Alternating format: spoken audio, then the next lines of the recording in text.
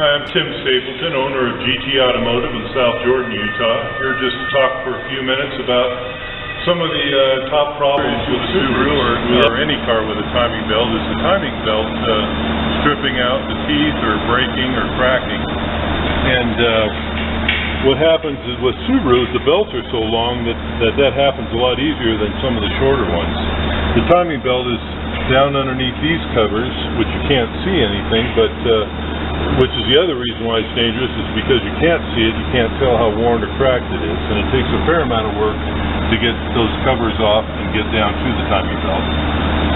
Now, in cars that don't have the timing belt, the newer Subarus have gone to a timing chain like many other cars, and those have an issue where they leak. The cover for the timing chain leaks, and we have to go in there and take off, it's 20 or 30 screws that hold that cover on and reseal it. We're just saying that timing belts on Subarus are quite long. You can see it's one continuous belt going all the way around here.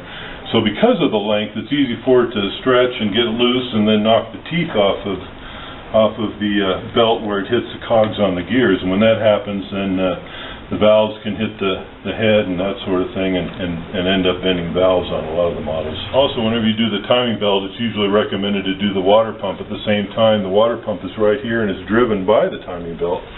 So if you weren't to do the water pump when you do the timing belt and had to do it later on, you'd have to take this timing belt off again to do that water pump. So it's a much better way. The bottom line is, in the end, is if you keep the car serviced and follow the intervals and the suggestions of the technicians and the place that you take it in to repair, then a lot of these problems won't become problems, and you can get them taken care of before they leave you stranded anywhere. At GT Automotive, we try to develop relationships with people and get to know both them and their cars so that we can make suggestions to you as to what things are important and